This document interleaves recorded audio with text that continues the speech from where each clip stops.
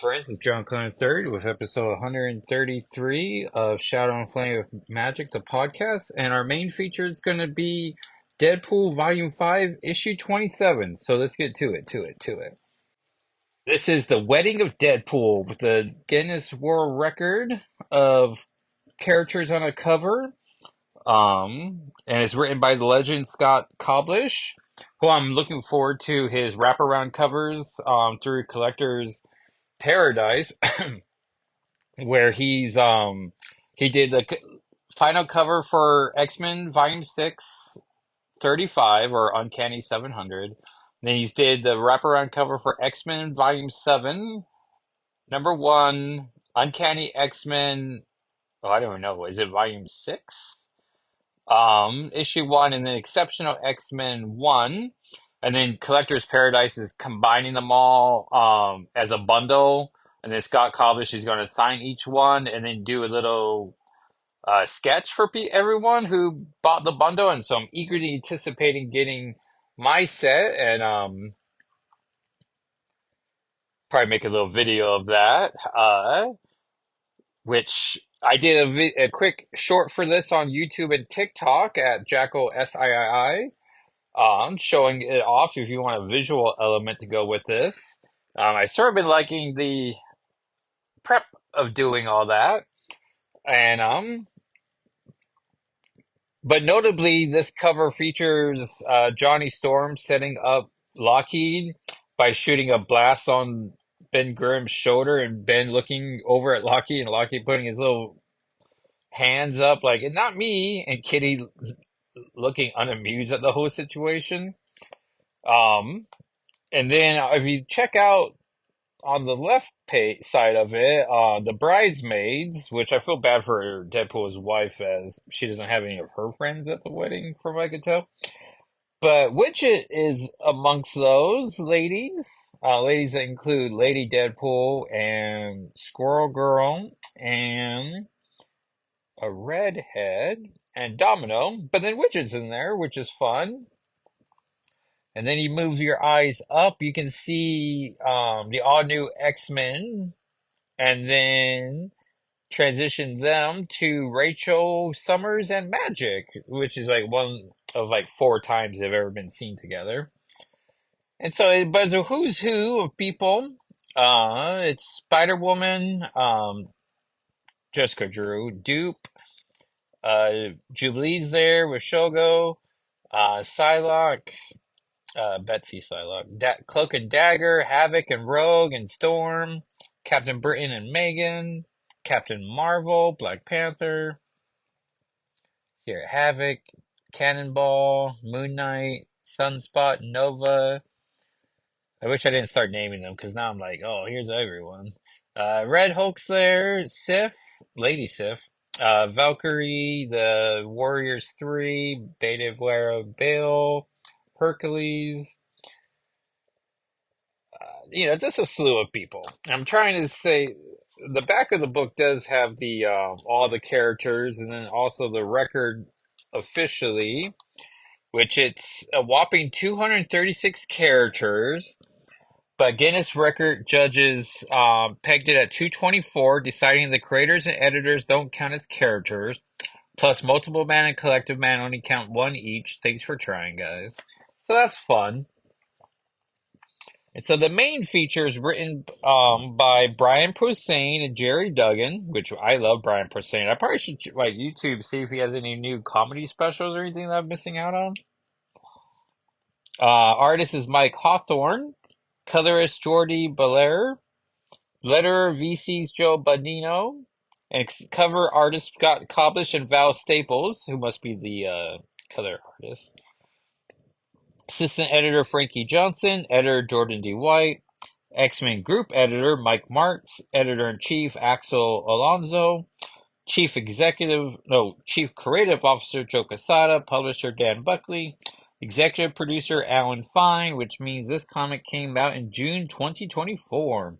Oh yeah, and the cover says the most important issue, number 27 in history of comics, which I like as the previous episode was Volume 3, Issue 27, and Kitty Pryde was in that issue, so Like Deadpool has two classic issue 27s. And thankfully, we were given a little Deadpool recap page by Irene Y. Lee, or that's who the art is provided by. Possibly the world's most skilled mercenary, definitely the world's most annoying, Wade Wilson was chosen for a top secret government program that gave him a healing factor, allowing him to heal from any wound. Now, Wade makes his way as a gun for hire, shooting his prey's faces off while talking his friends' ears off. Call him the Merc of the Mouth. Call him the regenerating degenerate. Call him Deadpool. And then Little Deadpool provides, welcome one and all to the wedding of the century. That's right, not a dream, not an imaginary story. I, Deadpool, the Merc of the Mouth, the regenerating degenerate, am getting married. I know what you're thinking. Deadpool, how can you be getting married? Last time we saw you, you were all awash with fills after finding out you were manipulated for many years, longer than you thought. You had a daughter who might be dead. You slaughtered a whole helicopter full of baddies. You finally got Agent Preston into her own new robot body. You weren't even dating anyone. What can I say? Sometimes these things happen quickly. Anyway, in celebration of the happy occasion, check out the huge package I've got for you. Not only do you get our main story featuring my impending nuptials, I've lined up 12 backup stories featuring the return of some old friends. And did I mention that cover to the issue set a world record? It's true. So raise your glasses and toast to me and my bride-to-be. Welcome to the wedding of Deadpool. And so there's a lot of Deadpool plot going on. And I always forget her name, or I guess it's the pronunciation. But her name is Shelock, or Shiklah? Oh yeah, so it's a prettier name. Shiklah. She's the queen of the underworld, and that's who Deadpool is getting married to. And she's a tall brunette who wears like a black dress, black boots, black opera sleeves, and shoulders bare. That's usually the look she's almost always rocking. And so there's a shield mission going on. Deadpool is gathering his groomsmen. So he goes to Doctor Strange. He goes to Captain America, Steve Rogers. He goes to Logan. He goes to Nightcrawler, who is more than happy to marry them off. And then we get to a very different church, several miles and one blotch braille invite away. And then she shows up, Shikla, wearing a very pretty red dress. And based on pages forward, we can tell that this is Kitty Pryde standing behind, in front of Hulk, She-Hulk, Cable in a nice suit, possibly Black Widow. And then Kitty has a sensible black dress and boots on. Doctor Strange, Logan, and they're just getting married in a park. And I guess Storm's there, so she makes it a pretty nice day. Oh no, I'm sorry, it's Thor. Dramatic page reveal. Thor is the one who got them married. I get surrounded almost every day, but never by friends. It felt good. No, it felt great. One officent spoke, then she spoke, my mouth went dry, then it was my turn. I said a bunch of stuff. People laughed. People cried. I don't remember what exactly I said, except I wanted something good to happen today. There's a page ad here for Amazing Spider-Man 2 on PS4, which I actually played. Not a bad game. And then they kiss, with her dipping him, which is very cute. And who I thought was maybe Kitty in a pink dress, but I think it was just maybe, I don't know, it's a whole different outfit. So I don't know who this person is. But then Kitty's back into her black dress, sitting at an X-Men table with Beast and Iceman, because this is during the era when they're dating. And the rest of the night is just a blur, but it will be a memory that I will hold on forever. And this is a great two-page spread of people dancing. Storm and Kurt are dancing. Doctor Strange is displeased with a drink. Hulk and Colossus are staring at each other. Thor's chit-chatting with Ben Grimm. Nick Fury and who I thought was Black Widow, which I'm going to say is definitely Black Widow now that they're talking. Someone's throwing money up in the air. Squirrel Girl's dancing. Kyle and his husband. Ugh, Kyle's the husband. North Star and Kyle are dancing. Domino's dancing. Perhaps Emma Frost and Diamond Form's dancing. She-Hulk's there. Pictures are being taken. Domino's there. I don't recognize who she's getting her picture taken with. Cable and Cyclops get a picture together where Cyclops is, or Cable is happy and Cyclops looks unamused. Cable and maybe North Star, or no, Shadow Star are a picture together. Neither of them look amused. Um, Luke Cage, Logan, and Thor get a picture taken. So it's just cute moments in time.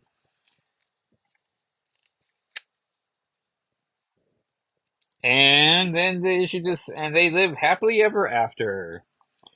And then they sets up for future Deadpool stories. There's 1, 2, 3, 4, 5, 6, 7, 8, 9, 10, 11, 12 backups, but none of them featuring X-Men or Kitty Pryde. But there's Wolverine throughout. But it's pretty fun. Like you get like some major Deadpool creative people came back, including Fabian Naiza. Joe Kelly came back. Jimmy Pariotti did wrote a story. Gail Simone wrote a story, or two stories. Brian Posehn wrote his own individual story. Scott Koblish gets two art stories. Mark Waid, Christopher Priest, Frank Thierry. Fabian Nicieza got two stories, and Daniel Way even came back. So, um, yeah, so it's like a quadruple size comic, but I like it for those individual pages, so not too shabby. And then a comic I should have reviewed last week, so I appreciate the five of you who went, "Hey, what about Life of Wolverine?" And I was like, "Oh no, I reviewed it on Twitter, which you can find me on as Jacko SII on there." Oh, I should mention the two pages of Kitty Pryde I want to put on the blogs. Ugh, honestly, stop.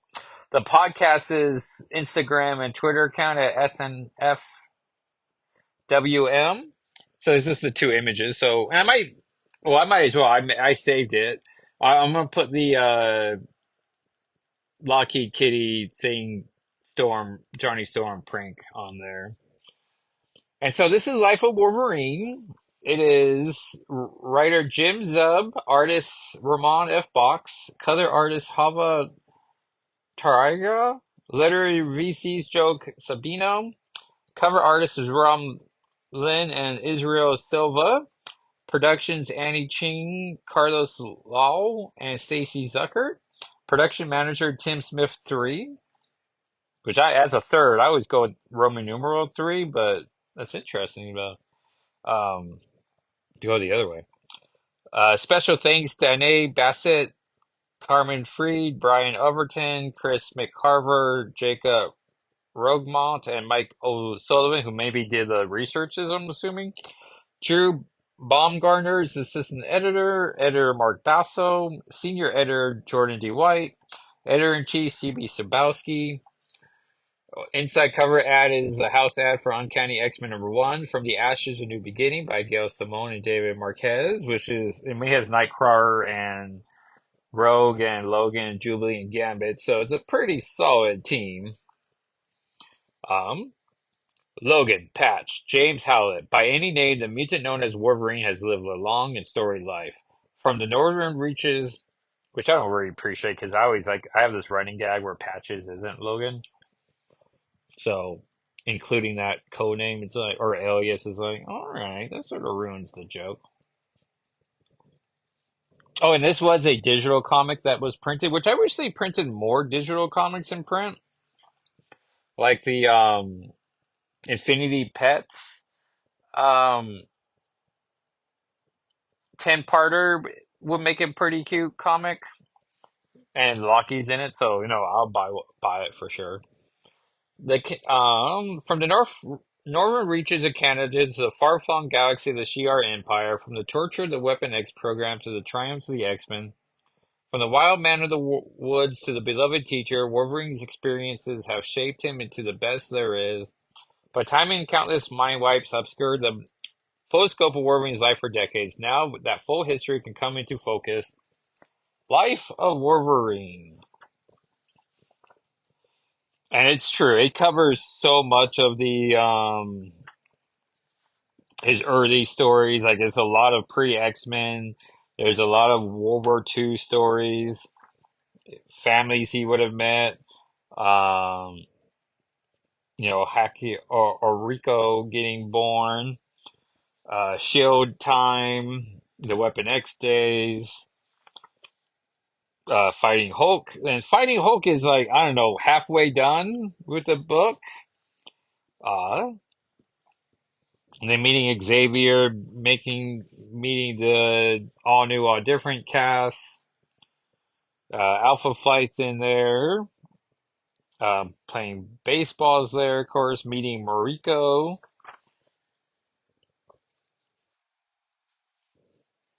Fighting the Hellfire Club, burying Jean Grey, getting more serious about Mariko. And then we finally get. I wish there was page numbers on here, but I want to say reading the digital comic, it was like issue 8 before we got to it. But he finally gets to. You find the. Oh, and Logan's narrating his own life, which is nice. You find the ability to forgive when you become a mentor to Rogue, a mutant villain looking for redemption, and teach responsibility at Kitty Pryde, the X-Men's young recruit deeply in need of guidance. And it's Kitty post haircut, so it's very short, holding up a sword, and him behind her in a gi. When you face your demon-tainted teacher Ogun, you're able to resist the Admiral within you. And it's like, okay, so we got that. And then more Wolverine, no adamantium being ripped out, becoming a horseman of death. We see Viper, so he got married then. House of Egg, getting his memories back. And then we get to the Krakoan age. So it's like any good report where like you start off with like all this history and then you just like jump to the last page of like in your concluding paragraph in high school where you're like, and then he, did the thing we all know him for and that's it. And it's like, oh, like that was a lot of, or like when you do a book report, you do like the first 4 chapters and you gotta like skip to the last because you finally hit your page number or your word count. Ridiculous. We get this very fun panel of Kate Pride and Lockheed, or Captain Kate Pride and Lockheed, Jubilee, the real Wolverine, and I don't recognize the gal with the hat because it doesn't look like Gabby. Your legacy is built through the lives you've saved and the people you've taught to strive for higher ideas. You're a teacher, a soldier, a champion, and a friend to all the mutant kind as we build a new nation of X on Krakoa. And then he shows X Force with Black Tom, Colossus, Sage, Domino, Quentin Quire, and Beast. Through it all, you've loved so many, but kept your heart guarded out of fear of who you are and fear of what you've done. And we get a panel of all the ladies he's loved, which Rose from Origins, Silver Fox, maybe Carol's the blonde, Mariko, Rakio's mother, Kitty Pryde's there, with a big old smile and straight hair, so I don't think it's Kate Pryde because she was rocking the curls. Storm and Jean's there. We had a great panel of nearly every Wolverine outfit. I'm trying to look for the no nose uh, Logan, but it's pretty fun. And then Jean's bringing, uh, and it just ends with Jean and Wolverine just like chit chatting. And then we get 50 years of Wolverine. and with some recommended or showing the work of where all these panels are from. But like House of M's or House of X is there. Uncanny X-Men 139, which has the famous "Welcome to the X-Men Kitty Pryde. Hope you survive the experience." Hulk 180, which I own, which I don't really talk enough about. But yeah, I got 180, 181, and 182. Also pretty penny too. That's probably gonna be the thing that gets Walker through I don't know, whatever hard time poor future Walker goes through.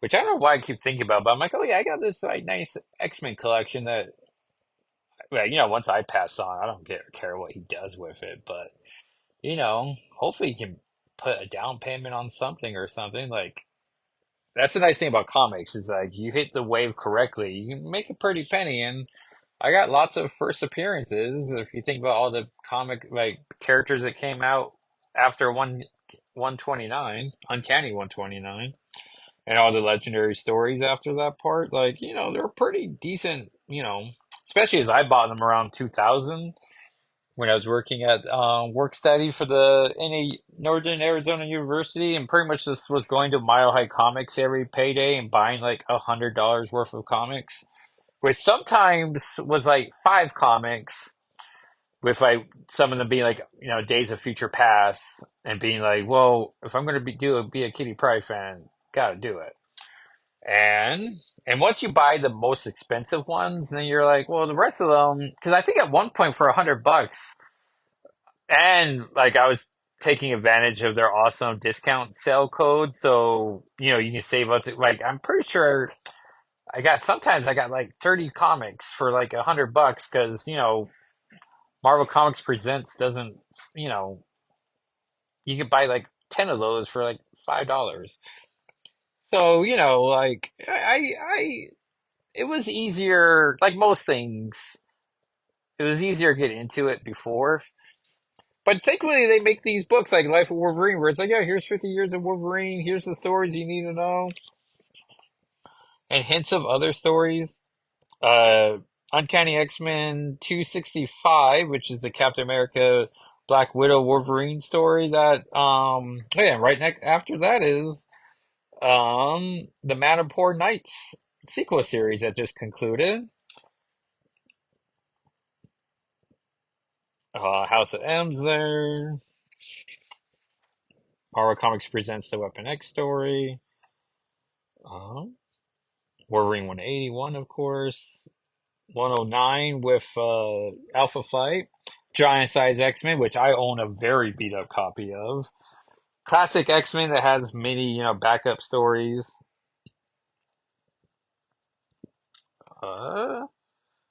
138 where they bury Jean. The Frank Miller miniseries and Chris Claremont, which I own issue 4 of because it ends with a fun X-Men being invited to um, his wedding. 173, which takes place during the Paul Smith era. Kitty Pryde and Wolverine, which I still wish that Wolverine, the Japanese adventure, was going to lead to a Kitty Pryde and Wolverine sequel. Because as a big Kitty Pryde fan, you just assume the world's going to give you more content. Which then Brian Michael Bendis legit was on the Battle of the Atom describing like, yeah, I was going to make a X-Men, or I wrote the script to adapting Uncanny X-Men 143, where it's her versus the Nagari alien, or demon, creature, alien, or space race. No, they're from an altered dimension, right? Or a dimension.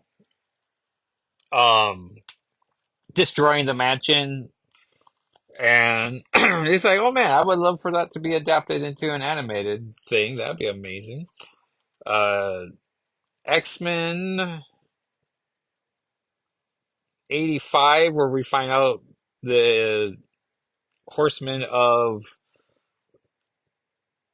Death is Logan. Uncanny X-Men 227, The Fall of the X or Fall of the Mutants. House of M8 with no more mutants. The Wolverine ongoing series number one kicks off. 251, which is him being rescued by Jubilee from the not the Reapers, the Reavers, and the famous Savasky cover art with him being crucified on an X. Which really an X is such a better letter to be crucified on. Like you get the arms and the legs spread out. Much better than a T is all I'm saying. Uh, X-Men 25, fatal attractions where Magneto rips his adamantium out. NYX 3, which is weird, but that's where they decided to debut Laurie Kenny. And then the last issue references X-Force number 1. And that, everyone, is Life of Wolverine 1 that I should have reviewed last week. And then the big comic of this week, we're officially kicking off. I mean, I guess some disrespect to Heir of Apocalypse, but X-Men 1 finally came out. Oh, I should say we went to Kelly's Comics and I was able to actually pick up all these digital comics, including Blood Hunt. Oh, what's happening? Oh, they put the backing board in the middle of the comic. And so I got the beautiful negative cover of X-Men Volume 7, number 1, which am I going to be able to tell from the artist? Oh yeah, John Tyler Christopher, who does amazing work on these negative covers, negative space covers, which I'm a sucker for, because it's just a treat for the eyes, and I imagine it's all black, and then you get magic, drawn around it or in it. I don't know. It's negative space. You should look it up. Or watch the video I did on TikTok and YouTube, and you'd be like, oh, that cover. Uh, they did have the Scotty Young cover that I was like, oh, I should get both. But I'm like, I'm trying to keep the physical collection to just, lucky to this point. Or whenever I go to Kelly's Comics and I buy, as many comics as I want, pretty much. Which I got like a bunch for like $19, like to the point where the owner was looking, because awkwardly, I'm like, is Kelly's Comics owned by a Kelly? Because who responds to my emails is a Brian, and I don't know, now I'm awkward about it. But I'm awkward about most things. Um, but he was able to pull these for me, and but if you're ever in Great Falls, Montana, definitely stop by Kelly's Comics. Pretty great store. I feel like I was leading up to something, but I can't remember what. So this is X-Men Volume 7, Number 1.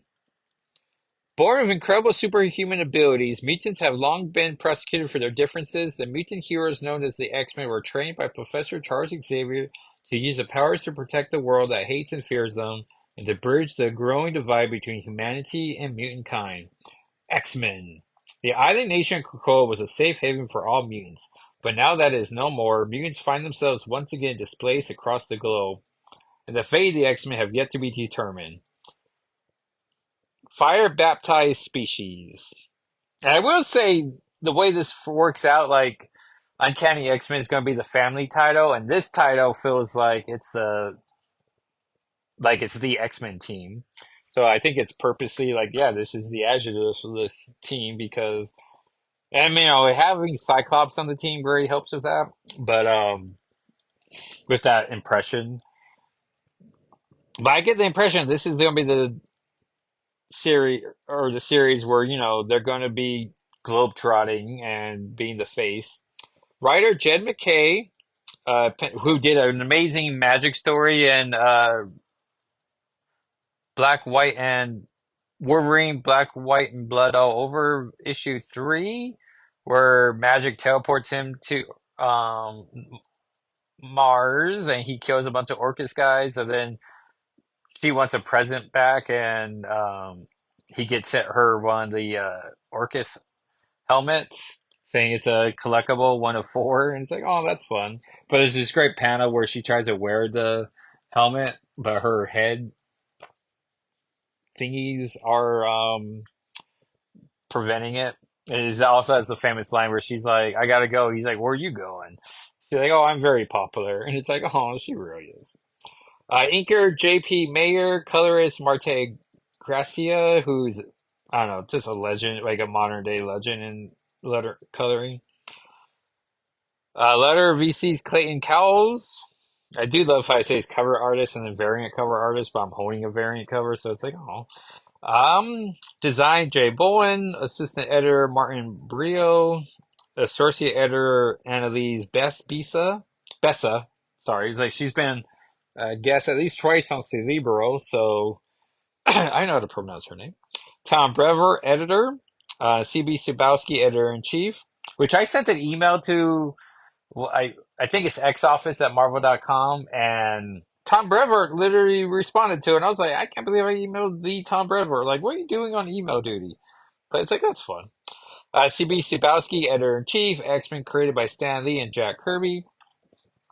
The cast is Cyclops, Beast, Magneto, Psylocke, Kid Omega, Temper, which I hate that name for her, Magic, with a green X, and Juggernaut, with a big old red X on his face. But they're all pictures, their profile pictures are in tiny little X's, which is cute. And I'd say this right now, Magic and Juggernaut like steal the show in this thing. 30 minutes outside of Murrow, Alaska, X months later, which really confused me because I was reading it 30 minutes ago, but they're doing the thing of, 30 minutes out of town, where I'm like, oh, okay. And in Murrow, Alaska, the chief of police is at their new. The X Men have taken over a factory because the factory has run out of jobs, and so the town's slowly, dying. And that city's shrinking, and not, someone's murdering each person every day. Which I feel like would be a different word for that. And then Beast is, and this is that '70s Beast, is giving her a tour of the new base that they did take the time to put a big red X on with the circle around because Cyclops knows about branding. We get a credit page here again, which is nice. We find out that the plane they're flying is and the X-Men team is in Santo Marco. So like, they're already on the, doing world business. And it's called they named the plane the Marauder, which I like how that's a reference. I mean, it has to be a reference to Kate Pryde's ship, the Marauder, um, her pirate ship. Which I like the idea that like Beast probably designed a new plane. He's like, what should we call it? And like Scott, being who he is like, I don't know, Blackbird 5, and then Ilyana. Because hopefully it's not established here, but hopefully she's still like deputy leader to Scott. But it seems like she's more in a back page. And now when I'm looking at this double page spread, like unfortunately it doesn't line up. Like, and it doesn't look like a stapling problem. It looks like a printing, like three squares on the left and then three on the right page, but it's a double page splash. But the page, like the lines don't, like the right side's just like 2 centimeters down. So it's like, oh, that's unfortunate. But then Ileana was just like, oh, we should call it the Marauder. And Scott was like, well, I guess that's better than Blackbird 6. So hopefully, that's a connection we're supposed to be making. And then Scott's giving the order of assault team. And then we see Ileana and Juggernaut doing a paper, rock, scissors. This isn't working. You keep picking rock. Of course I keep picking rock. I'm not a wimp. Problem is, so do you. Do I look like a wimp to you, Marco? Forget it, Magic. Same time? Ugh. It's not as good as first, but it beats last. Just teleport us in. I'm itching for a fight. And Scott's like, I said assault team. And so Ileana ports them down. Not really a team, it was just two of us. Pish, two's all we need. And Juggernaut, who had like an all black outfit, but with a red X on the front of his helmet that bleeds into his chest, having like two stray lines. Which at first I was like, this is a, and I just went to the cover to be like, oh yeah, let me look at the cover image, but it's just sweet Ileana there. Oh, and then I got distracted with like the negative space. There's this, he did one cover for Magneto that's all like, the pinkish, magenta, I guess, color. And you just see like his chin is not red and then some purple streaks for the helmet where I'm like, oh man, that is amazing. And I guess this is the Virgin cover too, because it doesn't have any of the trade dress on it. Which is like, I don't appreciate that they call those the Virgin covers, but I guess the Texas covers isn't as sexy of a name. Um, and then we get the awkward moment where like Quentin Quire, who isn't too much in this, which is nice.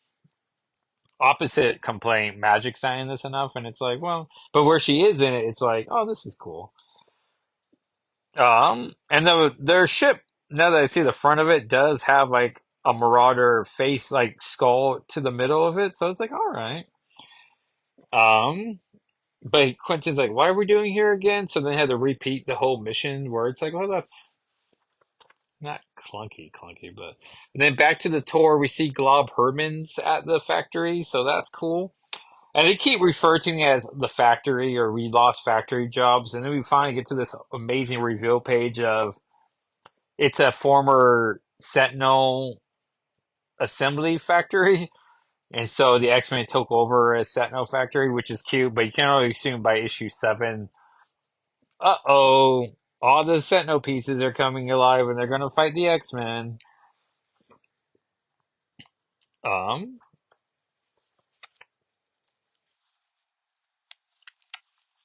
I thought, and then we find out that they're crucifying Logan, which is what made me comment on it so much in the previous issue because this issue also has Logan being crucified on an X, which is like you guys just have an X sitting around, and so they're chasing after the fourth school, which is after the AI betrayed the human parts of Orcus. Fourth school spread like crazy, though through what was left, a mishmash of Orcus science, propaganda, and half-baked John Sublime human memes. Um, and so, but I imagine we're supposed to think of them as Fourth School, Fourth Reich, and we're not being subtle with the metaphor anymore, right? We're just calling out racist people. Which is still amazing to me. Like, I don't know, that you can be racist, but also a huge Spider-Man fan, or maybe worse, a X-Men fan, where you're like, I don't get the minority metaphor. They're just cool people with powers that sleep together a bunch. Like, cool, bros. It's like, all right, I guess cool, bros. So Ileana and Juggernaut crash through well, I guess Juggernaut technically is the one who crashes through the wall, but she's riding him like a Bronco, which is fun. Well, I imagine not like a Bronco because he's not trying to knock her off, but she's straddling him, um, with her sword ready for battle. So I guess it's more like a jousting situation.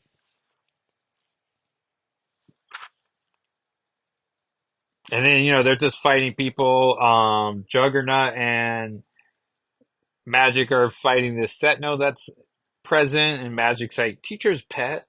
Brat. Which is like, it's just an old school insult. But I also think it just shows like these two are just fun. And Stigman, the penciler, um, does a great job of always making sure Juggernaut's X lines up with the two red lines on his chest so that it makes the giant X so you know. And it's a better Juggernaut's a better character for the X on his face because at one point Kitty Pryde in like one of her early costume modifications had a big white X on her forehead that was like Really, guys? You're gonna put a 13-year-old, I'm sorry, a 13 and a half-year-old with a big old X on her forehead so people could just snipe away? And insensitive about President Trump just got attempted um shot at just last night. So just to make this episode not evergreen, but it's like, please don't be shooting people at rallies. Like, we can all agree that's not great to do. Um, we get back to the tour, and I like this police chief, but she's not on any magic pages, so it's like, all right. And we see McCoy references, oh yeah, because she apologizes for like that Krakoa didn't work the way it's supposed to have worked. And Beast is like, I wouldn't know. And it's like, oh, that's right. He wouldn't know.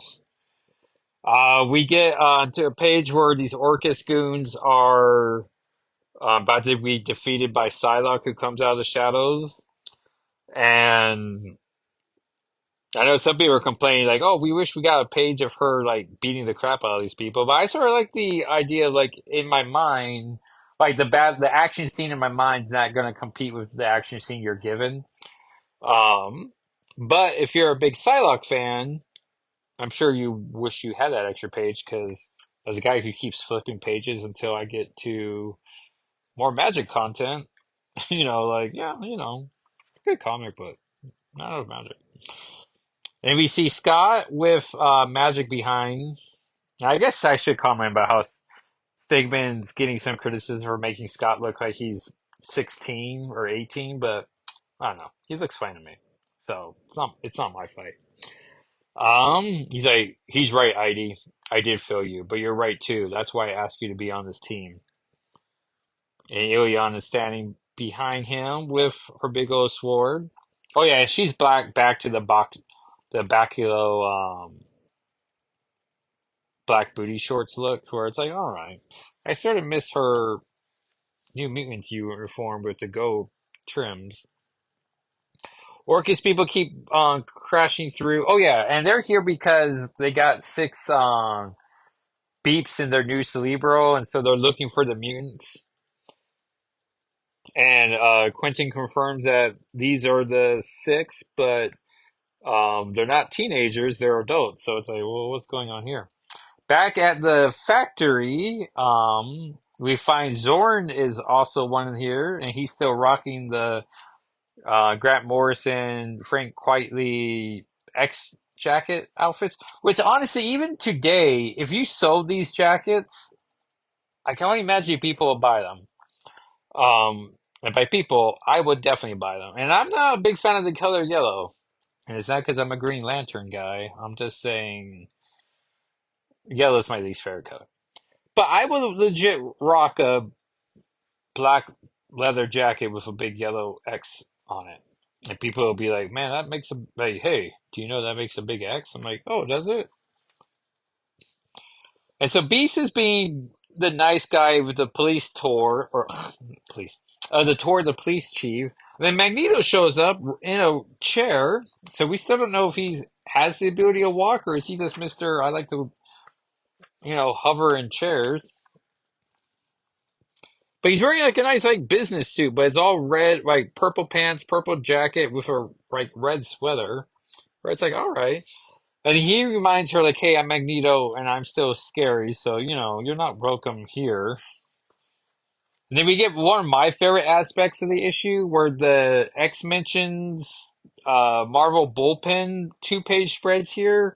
And I miss the Marvel bullpen, especially when you do back issues. You're like, hey, look at all the stuff that used to come out at the same time. Like on shelves now. Where it's like, yeah. So there's some great, press for upcoming books and various other books. Like Incredible Hulk 14, something to check out. There's questions of the month. Oh yeah, where did you first encounter the X-Men?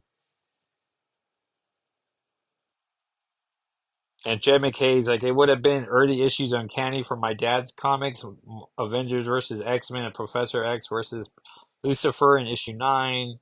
Magneto slasher movie Sneak Attack in the 1718, Mimic turning up in 19. Um, Clayton Callis says, I saw them on television. They were fighting big robots. Annalise Biza says, the 2000 movie my dad and sister saw in theaters, and I was deemed too young for X-Men. Now no one can stop me. Tom Brewer says, I read X-Men 1 by Stan Lee and Jack Kirby and Son of Origins of Marvel Comics, so I started at the start. Ryan Stigman says, I bought an issue of X-Men off the rack of 7-Eleven. I can't remember the issue, and I carried it around like it was my most prized possession for weeks. It was also my first comic books. To this day, I wish I could find that issue. Which I guess I'll answer a question. Thanks for asking. About, it was like third grade. The Scholastic Book magazine was out, and there was this X-Men collection, and but it had like a Phoenix cover to it, and like the all new, all different X-Men cast. But that issue, like, there's no Phoenix related stuff in that. It's actually two. It's when Arcade kidnaps or takes captive. I hate using the word kidnap for like adults. Captures family members and friends of the X-Men, including Iodiana Rasputin. Um, and then there's a third story, but I'm pretty sure that's where my love for arcade comes from, and it's like a tiny like manga sized book, but it came out like in 82 plus 6. Yeah, it must have been around 89 or so. Whenever someone's a third grader, I guess. Which is weird, because I now have a fifth grader, which that's weird, but so he's 10 now. He'll been 8 in third grade, 8 plus. Yeah, so, the 90s. And I want to say the cartoon came out in 92, so I was at least aware of X-Men beforehand, but I want to say I was a big Spiderhead or Spider-Man fan. Um, and so I would say my first X-Men comic would have been Excalibur 52, because Spider-Man 25 has the Excalibur team. And then being like, I'm curious about this team. And then I went and got the Excalibur issue, which Tom Cavanaugh was smart because he was the writer of Spider-Man and editor of Excalibur.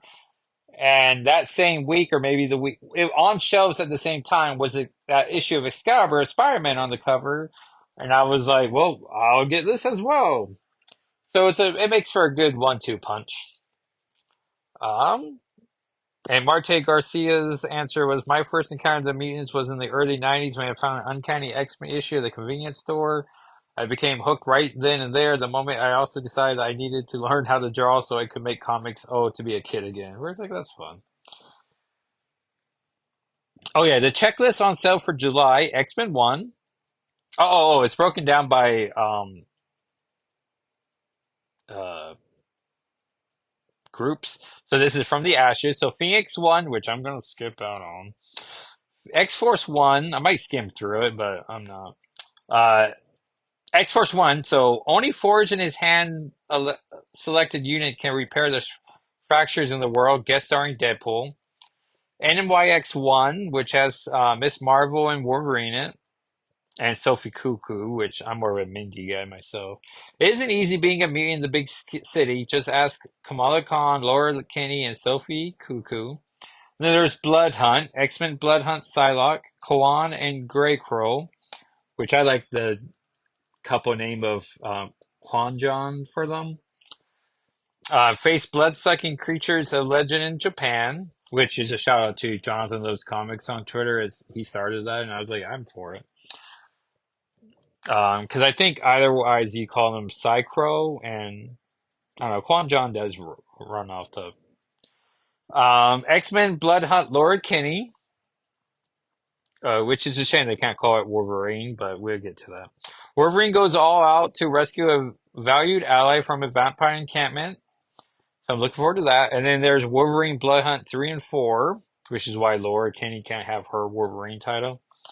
And then there's this War of X, where Deadpool Wolverine World War 3 number 3, Helverine 3 with Rico in there, X-Men Heir of Apocalypse 3 and 4, There's three's out already, and turns out I was right because and Contest of Champions 2, which is a great Kitty Pride miniseries. If you are trying to make a list of Kitty Pride miniseries to check out, that should make the list. Um, the losers of the each hero versus hero matchup were put in giant tubes, and I was like, well, I don't think you kill off all these characters in issue 2. And it turns out issue 3, yeah, everyone who supposedly died went into tubes, which also explains why their bodies disappeared. So, and Danny's still not getting enough page space in that series. Life Wolverine 1, Logan's life story told in chronological order for the first time, which we reviewed minutes ago. Rewind minutes ago if you're just tuning in now. Which is a silly joke that I always like when people make. Where I'm like, what do you mean? Miss Marvel Annual 1, the Infinity Watch saga continues as Miss Marvel and Multitude, the Holder of the Soul Stone collide. Wolverine Deep Cut 1, which we reviewed last issue or episode. Chris Claremont reveals Wolverine's hidden adventure between Uncanny 246 and 251. And Neighbor 1 is considered a World X book, so that's fun. So back to the issue. Um, Scott's having his psychics give him a sit rep, and that'd be Psylocke and Quentin Quire. One of the Orcus goons mutants has ability to create a black hole, and so Ileana's trying to keep herself from being sucked off. And she's like, "Oh, so where are we on saving them?" And then Ileana says, "Too late," as she like cuts off the guy creating the black hole, his arms off, or one arm off. Which does make him stop with the black hole, so, mission accomplished. And then they disappear. And then the factory, Logan's telling Scott, he's like, Slim, don't you ever get tired of losing the civilization game? Because after Krakoa, after the way the world turned on us again, I'm done. I can't do it anymore. I can't build from the beginning again. So he's refusing to join this team. I guess he's just going to go to Louisiana and hang out at that team. Then we see Magneto still in the chair as he's going to talk to Beast and Scott. Quentin comes out of the Marauder. I mean, Magneto says, tell me he would die on a mission soon. And I'm like, yeah, I'll be fine with it too. Then Scott and Beast are chit-chatting. So I guess Scott's the leader and field leader. Then Beast just takes care of the, business at home. And Beast is like, well, if you think enough times come, I can start repairing the factory and I can start using the spare parts from it. And then we turn the page, and from it is a giant sentinel that's like, I don't know, a mountain of a sentinel that Scott clearly had Beast reassemble and build, and so is a giant sentinel staring at the city of Merle, with Scott saying, I want to be sure they don't forget what they owe us. And it's like, it's true, because it's a factory job, and, it kept the city alive and everyone employed, but also you're making killer robots, so, shame on you. And then there's a big UPC code that takes you to who the secret behind the scenes people of this issue or new era are. And I'm pretty sure. Now, let me see if I can pull up a page of it. So I get all the names right. And Twitter friend Brian Gerhardt was nice enough to post a picture earlier for me. And so we see this council. It's the Zealot, who looks like Cassandra Nova. The Doctor, who I don't recognize. I don't have a guess on who it could be. The Means, who at first thought was Namor because of the pointy ears and the weird something's going on around his neck, like it's a fancy scarf or something. And then the chairman, which I think is Amanda Muir, the Black Womb herself, and they're sitting at a giant table with a big X in it or designed to it, and where each X um, point is where they're sitting, which must be like how many uh carpenters are making tables with giant X's? They're like, ugh, like here's the X-Men special. And then he had a guess for who they were. Monica Rappaccini is the doctor who was an AIM Scientist Supreme, and then he thinks the money is Shaw, and that the chairman is Danger, perhaps. So it's like, yeah, maybe. But Cassandra Nova we agree on, and I think it's Amanda Muir. And I can maybe see it as Shaw, but I don't know. That doesn't look like a scarf to me. But also, oh, and the doctor has a person behind them. And so that is X-Men Volume 7, Issue 1. There's an interview with Jed McKay in the back and preview page of Issue 2. So yeah, a pretty solid one. And this was one of the three issues I was most excited about because it has, Magic, who I'm a big fan of. Oh yeah. Trying to put it in and all of a sudden I was like, how do they have it? With the cardboard is somewhere in the middle. Oh, just nice to read physical comics. Oh, should have paused it. You didn't need to hear me struggle to try not to bend any of the pages. So let's see what came out this last. And then Heir of Apocalypse 3. There's 11 or 12 tubes, which I think we already knew because the cast had 12 people already. So it's like, oh yeah, like Apocalypse and his 12. And then let's see what's coming out this week. So Marvel Comics on sale for July 17th. We have more Blood Hunt tie-ins. Oh yeah, Invincible Iron Man 20 that has Iron Man and Emma Frost's hands together, but her hands in diamond form, which makes sense as he's wearing his Iron Man suit. Namor 1, which I guess is not on any of the X-Men lists, but, is a mutant and proud. And he looks beaten up on his cover. Phoenix 1, which I did see at Kelly's Comics, but I wasn't going to inquire about it. Plus, I'm sure he was rules about not breaking street date. Um, oh yeah, Ultimate X-Men 5. So, looking forward to that. By Peach Momoko. Which I did get the Peach Momoko Blood Hunt cover, and there's a part of me that wish I got the regular cover too, but I don't know. I am planning on going back to Great Falls in September for Exceptional X-Men 1 and then buying as many of the covers as I can. This comic cost $6, and I was like, X-Men 1 did. Whereas Life of Wolverine was 4, and I was like, oh no, I'm sorry, 5.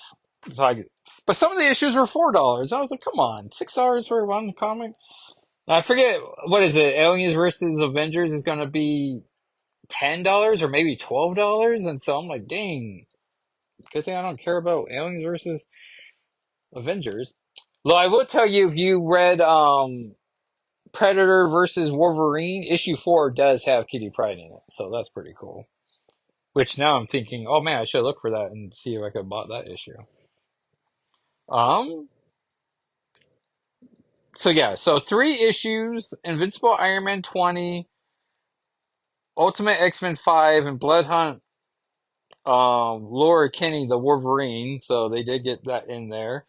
And then I want to say my next Deadpool issue, I'm not super thrilled by because I want to say the cover is a homage that includes Kitty, but I don't think the contents of it has her in it at all. So maybe I skip to the next issue, but I'll read it and see. Because I do have a variant cover that's blocking that I like was blocking my desire to making that an issue of that now that I'm doing TikTok videos might make a better like 50-second, like, hey everyone, this variant cover Kitty Pryde, she's not an issue itself, but here we go, blah blah blah. Um so that's something to look forward to, minus the sound effects, but maybe I'll do it.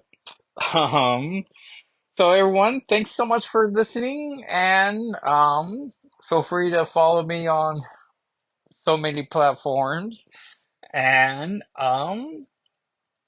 Oh, and while we were at Great Falls, I went to GameStop, and thanks to Deadpool and Wolverine movie, they finally had an excuse to or to make a traditional Deadpool Funko Pop, and I got me finally a Deadpool because I didn't want my only Deadpool to be like, Deadpool takes a shower. Like, all right, like give me a proper Deadpool, please.